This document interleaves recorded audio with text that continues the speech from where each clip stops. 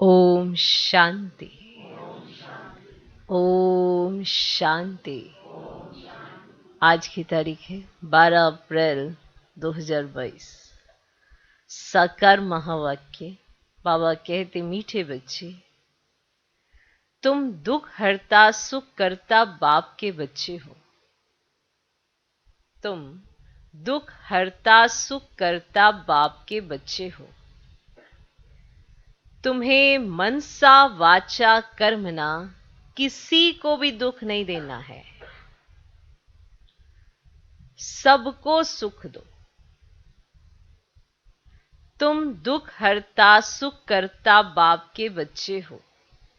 तुम्हें मनसा वाचा कर्मना किसी को भी दुख नहीं देना है, सबको सुख दो।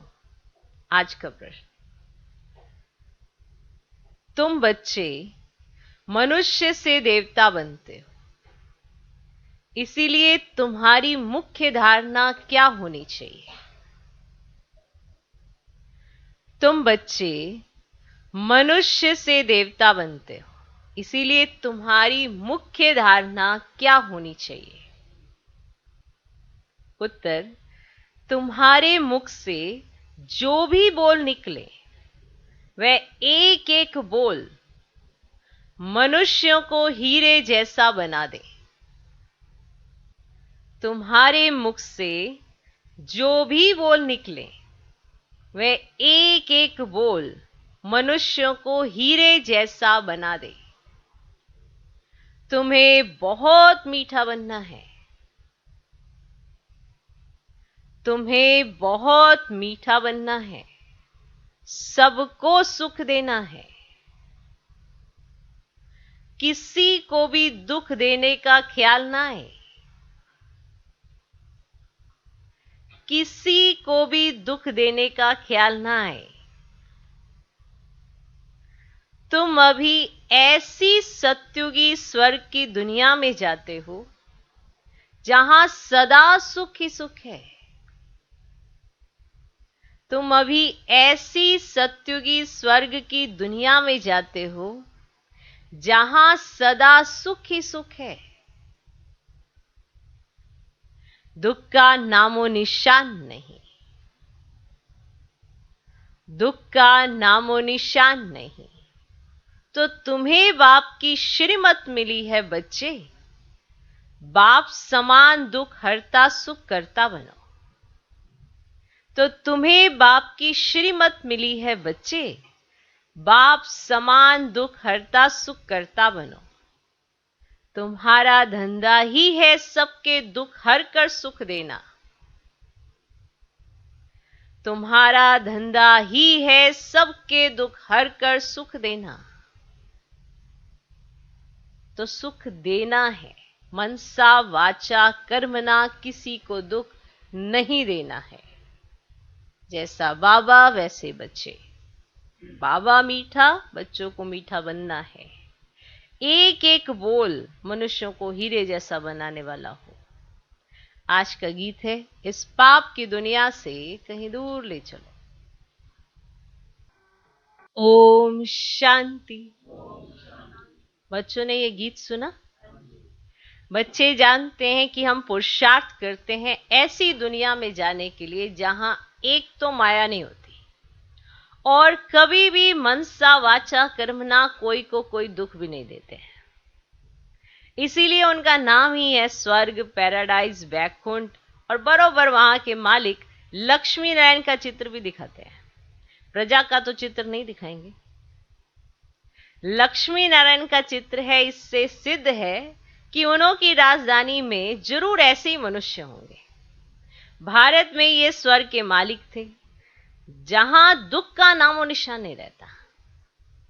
मनसा वाचा कर्मना कोई भी किसको दुख नहीं देते हैं। बाप भी कभी किसको दुख नहीं देते हैं। उनका नाम वाला है दुख हरता सुख करता। बाप दुख हरता है, सुख देता है। वह बैठ तुम बच्चों को पढ़ाते हैं। इस दुनिया में सभी मनसा वाचा कर्मना एक दो को दुख देने वाले हैं। वहां मनसा वाचा कर्मना सब सुख देने वाले हैं। परम पिता परमात्मा के सिवाय कोई भी स्वर्ग का मालिक बना नहीं सकता। बरोबर स्वर्ग था। यहां भी देखो साइंस से क्या क्या बनता रहता है। एरोप्लेन, मोटरें, महल आदि कैसे बन जाते हैं। वहां भी साइंस सारी काम में आती है। ऐसे नहीं जमीन से कोई वैकुंठ निकल आएगा, जैसे दिखाते हैं ना, द्वारिका समुद्र के नीचे चली गई। जो समुद्र के नीचे जाएगी वह तो गलकर खत्म हो जाएगी। नए सिर सब कुछ बनना है तो बाप से जबकि हम बादशाही प्राप्त कर रहे हैं, तो मनसा वाचा कर्मना किसके प्रति बुद्धि में दुख देने का ख्याल नहीं आना चाहिए। भल ये है ही रावण का राज्य, मनसा तूफान तो आएंगे, बाकी दिल में किसको दुख देने का ख्याल भी नहीं आना चाहिए। इस समय सब एक दो को दुख ही देते हैं, समझते सुख है परंतु है वह दुख। बाप से सबको बेमुख करते हैं। यह भक्ति मार्ग भी ड्रामा में है। ड्रामा को कोई भी जानते ही नहीं। वह लोग समझते हम ये शास्त्र आदि सुनाते, ये भी ज्ञान देते हैं। अब जब तप आदि करने से मनुष्य मुक्ति, जीवन मुक्ति को पालेंगे, अनेक प्रकार के रास्ते बताते हैं, ऐसा वो कहते हैं। कहेंगे वो समय से भक्ति करते आए हैं, तब तो भगवान आया है। हम भी कहते हैं भक्ति का जब अंत होता है तब भगवान को आना होता है, आकर भक्ति का फल देते हैं। तो वे सब भक्ति की लाइन में चले जाते हैं। इसको ज्ञान नहीं कहेंगे। शास्त्रों के ज्ञान से सद्गति नहीं होती है। सृष्टि के आदि मध्य अंत का ज्ञान तो उन्हों को है ही नहीं। यह तुम जानते हो प्राचीन ज्ञान और योग से भारत स्वर्ग बना था, सो जरूर भगवान ही सिखाएगा। मनुष्य तो राजयोग सिखला ना सके। भगवान ने जो सहज राजयोग सिखलाया उनका बाद में शास्त्र बनाया है। अब यहां तो भगवान खुद बैठ नॉलेज समझाते हैं। अब गीता में सिर्फ यह भूल की है जो नाम बदली कर दिया है, और समय भी दूसरा लिख दिया है। तुम जानते हो भी भगवान हमको ज्ञान और राजयोग सिखला रहे हैं, जानते हो। सृष्टि के आदि मध्य अंत का ज्ञान और कोई शास्त्र में नहीं है। कल्प की आयु भी लंबी चौड़ी कर दी है। मनुष्य तो वही शास्त्र पढ़ते रहते हैं। अब बाप ने समझाया है यह सृष्टि रूपी झाड़ है। झाड़ में पहले थोड़े पत्ते फिर बढ़ते जाते हैं। भिन्न भिन्न धर्म के पत्ते दिखाए जाते हैं। अब वास्तव में यह जो भी वेद शास्त्र हैं वे सब है भागवत गीता के पत्ते, अर्थात उनसे निकले हुए सब शास्त्र हैं। तुम देखते हो बरोबर नए झाड़ की स्थापना होती है। तूफान आदि में कोई तो झट मुरझा जाते हैं, गिर पड़ते हैं। तुम जानते हो भी हमारे दैवी झाड़ का फाउंडेशन लग रहा है। और जो धर्म स्थापक है वे ये नहीं जानते कि हम क्रिश्चियन धर्म का अथवा फलाने धर्म का फाउंडेशन लगाते हैं। पीछे समझ में आता है कि फलाने ने यह फाउंडेशन लगाया। अब यहां तो कांटों को फूल बनाना होता है। तुम जानते हो हमको तो देवता बनना है, सबको सुख देना है, किसको दुख देने का ख्याल भी नहीं आना चाहिए। एक एक अक्षर मुख से ऐसा निकले जो मनुष्य को हीरे जैसा बना दे। बाप भी तुम हमको ज्ञान सुनाते हैं, वह भी पढ़ाते हैं ना। अब जिसको धारण करते करते ही तो हम हीरे जैसा बन जाते हैं। तो वास्तव में टीचर किसको दुख क्यों देवे, वह तो पढ़ाते हैं। हाँ, समझाया जाता है। अगर अच्छी रीति नहीं पढ़ेंगे तो 21 जन्म के लिए घाटा पड़ जाएगा। अब 21 जन्मों के लिए अभी पुरुषार्थ करना है। बाप मिला है। अब जिसको भक्ति मार्ग में याद करते थे हे भगवान, अब साधु संत आदि तो सब याद करते हैं। अब भगवान तो एक है, परंतु वह कौन है यह नहीं जानते। अब श्री कृष्ण तो सतयुग में प्रिंस था। उनको तो ऐसे नहीं कहेंगे ना कोई कि वह सर्व का दुख हरता सुख करता है। वही श्री कृष्ण की आत्मा जो सुख में थी अब दुख में है। अब भगवान के लिए तो ऐसे नहीं कहेंगे ना, तो वह तो दुख सुख से न्यारा है। तो उनको मनुष्य का तन तो है नहीं। तो बाप जो स्थापना करते हैं वहां सुख ही सुख है। तब गाया जाता है दुख हरता सुख करता। तुम जानते हो हम रावण के राज्य में आधा कल्प दुखी थे। अल्पकाल का सुख रहता है, बाकी दुख ही दुख है। तो जिसको सन्यासी लोग कागविष्ठा के समान सुख कहते हैं ना, क्योंकि विकार से पैदा होते हैं ना। लेकिन कोई पवित्र प्रवृत्ति मार्ग भी होगा तो जहां कोई भी विकार नहीं होगा। तो बरोबर वह सतयुग में था, तो उनका नाम ही है ना बच्चे स्वर्ग। तो वह है पवित्र मार्ग स्वर्ग। तो फिर पतित बनते तो उनको कहा जाता है नरक भ्रष्टाचारी मार्ग। तो यह दुख सुख का खेल बना हुआ है। मनुष्यों को अभी अभी सुख, अभी अभी दुख। उनको यह मालूम ही नहीं है कि स्वर्ग में सदा सुख होता है, दुख का नामो निशान भी नहीं रहता है। तो यहाँ फिर सुख का नामो निशान भी नहीं है। विकार में जाना यह तो दुख ही है। तब तो सन्यासी भी सन्यास करते हैं, परंतु वह है निवृत्ति मार्ग। और सतयुग में प्रवृत्ति मार्ग था। तो वह था शिवालय, वह था ना शिवालय। तो देवी देवताएं, लक्ष्मी नारायण आदि के जड़ चित्र मंदिरों में भी तो कैसे ताज व तख्त से सजे हुए हैं, है ना। जड़ चित्रों को भी कैसे सजा हुआ रखा है, देखा है ना सबने। तो भारत ही है जिसमें राजा रानी दैवी संप्रदाय थे, और कोई धर्म में ऐसे नहीं है। राजा रानी ऐसे दैवी संप्रदाय और किसी धर्म में ऐसा नहीं है। तो बल राजाएं तो हुए हैं, परंतु डबल ताज नहीं है। तो सतयुग में शुरू से ही राजा ही चलती है ना, राजा रानी प्रजा। सतयुग में शुरू से ही ऐसे राजा ही चलते। तो आदि सनातन डबल सिरताज देवी देवता धर्म था। वह धर्म कैसे स्थापन हुआ, ये सब बातें तुम बच्चे ही जानते हो। तो शिव बाबा की मत से तुम दुख हरता सुख करता बनते हो। तुम्हारा धंधा ही यह है सबका दुख हर कर सुख देना। अगर तुम भी किसको दुख देंगे तो कौन कहेगा कि यह दुख हरता सुख करता की संतान है। अगर तुम भी किसको दुख देंगे तो कौन कहेगा कि यह दुख हरता सुख करता की संतान है।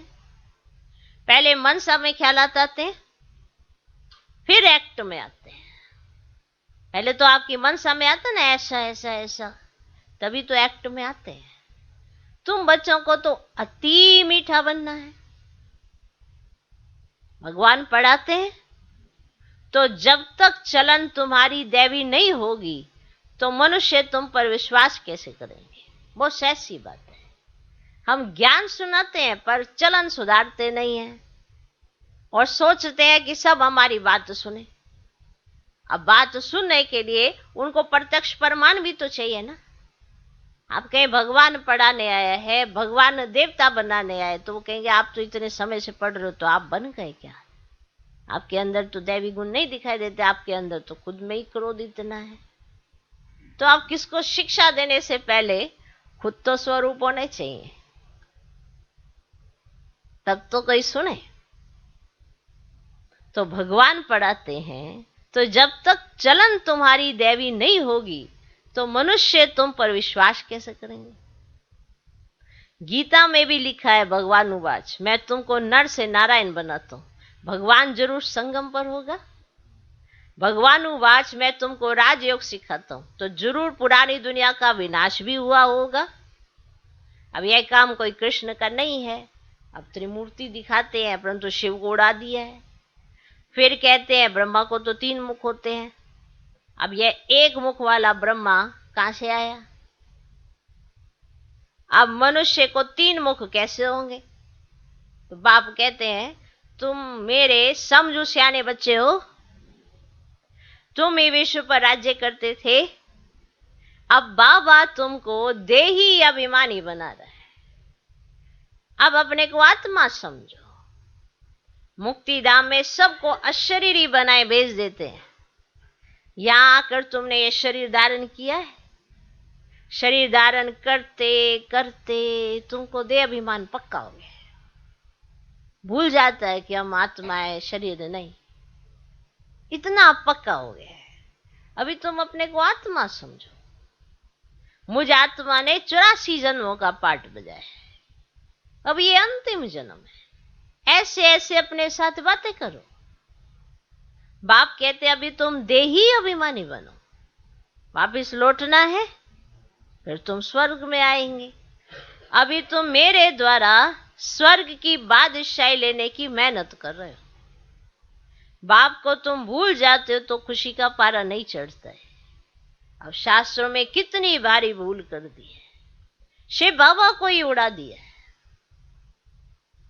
पूजा करते भी कह देते हैं नाम रूप से न्यारा है।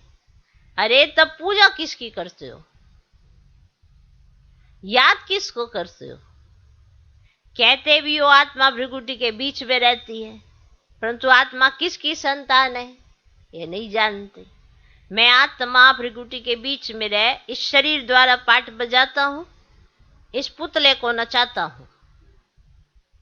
नहीं, ये शरीर पुतला है, इस पुतले को नचाता हूं। कठपुतलियों का डांस होता है ना, कठपुतली आप पे थोड़ा नाचती है, वो कोई उंगलियों से नचाता है ना, तो आत्मा नचाती है इस पुतले को। वह दूसरे आदमी बैठ डांस कराते हैं ना कठपुतलियों का, क्या करते हैं, वो ऊपर बैठे होता है, नीचे ऐसे ऐसा लगेगा कठपुतलियां आप ही नाच रही है, पर वो बारीक सी रस्सी होती है, उसको वो खींचता है तो वो डांस, दूसरा आदमी उससे डांस कराते। तो पहले पहले तो देखो कितनी अच्छी प्रैक्टिस है ये, आत्मा और शरीर अलग अलग महसूस करने, कठपुतलियों का डांस। तो पहले पहले तो देही अभिमानी बनना है, और बाप जो कुछ समझते हैं उसको धारण करना है। प्रदर्शनी में पहले पहले तो बाप का परिचय समझाना है कि यह सब का बाबा है, वे निराकार और दूसरा साकार प्रजापिता। दो बाबाएं हैं, दो बाबाएं। तुम जानते हो लौकिक बाप भी है, पालौकिक बाप भी है, वह हद का वह बेहद का। अब नई रचना रच रहे हैं हम, वर्षा शिव बाबा से लेते हैं। ऐसी ऐसी बातें अपने साथ करके पक्का कर देना है, देही अभिमानी बनना है। हम शिव बाबा के पास पढ़ने जाते हैं।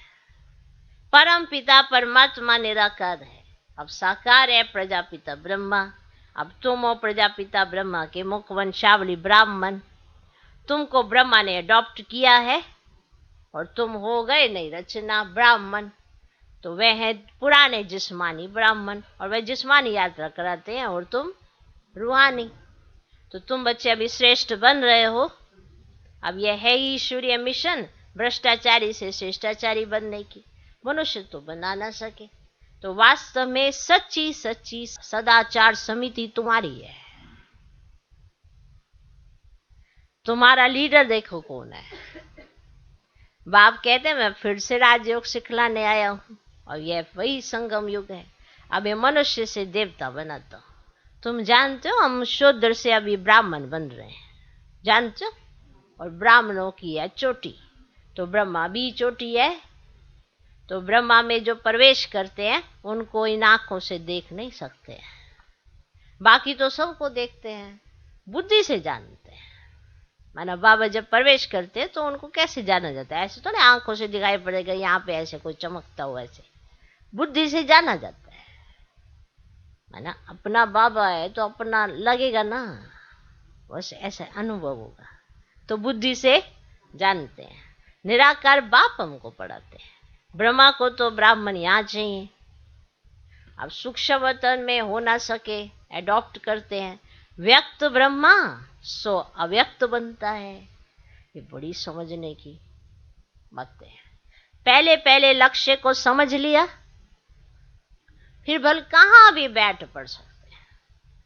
आपको अपना लक्ष्य समझ आ गया, फिर भल कहाँ भी बैठे पढ़ सकते। पढ़ना जरूर है। भले लक्ष्य समझ लिया, फिर आप विलायत में रहे वहां पढ़े, पढ़ना जरूर है। मुरली रोजाना सुननी पड़े। एक दिन भी मिस होने से बड़ा घाटा पड़ जाता है, क्योंकि पॉइंट्स बड़ी गुए हीरे रतन निकलते हैं। कोई फर्स्ट क्लास रतन निकला हो और मिस कर दिया तो घाटा पड़ जाए ना। माना किसी दिन मुरली मिस कर दी और उसी दिन फर्स्ट क्लास रतन निकला था, माना ऐसा कोई पॉइंट बाबा ने समझाया था, तो वो आपका तो मिस हो गया ना, घाटा पड़ गया ना। तो रेगुलर स्टूडेंट बड़े एक्यूरेट होते हैं। अच्छी रीति पुरुषार्थ नहीं करेंगे तो ऊंच पद पा नहीं सकेंगे। यह तो बहुत ऊंची पढ़ाई है। अब सरस्वती को बेंजो और कृष्ण को मुरली दी है, और वास्तव में कृष्ण को भूल से दे दी है। अब है तो ब्रह्मा। तुम जानते हो ये शिव बाबा का मुख है, कृष्ण का और सरस्वती का तो कोई भी कनेक्शन नहीं है, सारी मूंज कर दी है। अच्छा, मीठे मीठे सिगिलदे बच्चों प्रति माता पिता बाप दादा का याद प्यार और गुड मॉर्निंग। रूहानी बाप की रूहानी बच्चों को नमस्ते। हम रूहानी बच्चों की भी रूहानी बाप को नमस्ते नमस्ते नमस्ते। Good morning good morning good morning. धारणा के लिए मुख्य सार, मैं आत्मा इस शरीर रूपी पुतले को नचा रही हूं, मैं इससे अलग हूं। ये बहुत अच्छी प्रैक्टिस अगर जिसने कर ली ना, उसको बहुत सहज लगता है। मैं इससे अलग हूं, ऐसा अभ्यास करते करते देही अभिमानी बनना है। बहुत सी चीजें ऐसी हैं जब हम अपने को शरीर समझ के क्वेश्चंस उठाते रहते हैं। अगर आत्मा समझेंगे तो प्रश्न कर नहीं पाओगे। एक ज्ञान युक्त प्रश्न होते हैं, वो अलग होते हैं। ये क्यों, ये क्यों, ये क्या, ये क्यों, ये क्या, ये क्या, यू क्यों। ये वाले जो प्रश्न होते हैं कहीं ना कहीं शरीर से रिलेटेड होते हैं, और वो जो शरीर वाले प्रश्न करके खुद को मुझाते हैं तो उनका कंट्रास्ट पहले यही क्लियर नहीं होता कि आप एक आत्मा है, और आपका जो हिसाब किताब बना है वो आत्मा ने अपना हिसाब किताब बनाया है। अब उसे चुकतू करने के लिए याद की यात्रा से ड्रामा प्लान अनुसार जो भी हिसाब किताब आए आपके सामने आकर आप न्यारे होकर उसको चुकतू कर पाए, लिप्त नहीं होए। इस बात का बड़ा ध्यान रखना होता है। तो जब आपकी प्रैक्टिस बड़ी अच्छी हो जाती है तो आप इस कंट्रास्ट को समझते हैं और आपको पता होता है कब, क्यों और कैसे क्या हो रहा है। तो मैं इससे अलग हूं, ऐसा अभ्यास करते करते देही अभिमानी बनना है। दूसरा पॉइंट, मुरली कभी भी मिस नहीं करनी है, कभी भी मुरली कभी भी मिस नहीं करनी है, रेगुलर बनना है। पढ़ाई में बहुत बहुत एक्यूरेट रहना है, मुरली कभी भी मिस नहीं करनी है, रेगुलर बनना है। पढ़ाई में बहुत बहुत एक्यूरेट रहना है। आज का वरदान, माया और प्रकृति की हलचल से सदा सेफ रहने वाले दिलाराम के दिल तख्त नशीन भव। माया और प्रकृति की हलचल से सदा सेफ रहने वाले दिलाराम के दिल तख्त नशीन भव। सदा सेफ रहने का स्थान दिलाराम बाप का दिल तख्त है। सदा इसी स्मृति में रहो कि हमारा ही यह श्रेष्ठ भाग्य है जो भगवान के दिल तख्त नशीन बन गए। जो परमात्म दिल में समाया हुआ अथवा दिल तख्त नशीन है वह सदा सेफ है। माया व प्रकृति के तूफान उसे हिला नहीं सकते। ऐसे अचल रहने वालों का यादगार अचल घर है, चंचल घर नहीं। इसलिए स्मृति रहे कि हम अनेक बार अचल बने हैं और अभी भी अचल हैं। आज का स्लोगन, ज्ञान स्वरूप प्रेम स्वरूप बनना ही शिक्षाओं को स्वरूप में लाना है। ज्ञान स्वरूप प्रेम स्वरूप बनना ही शिक्षाओं को स्वरूप में लाना है।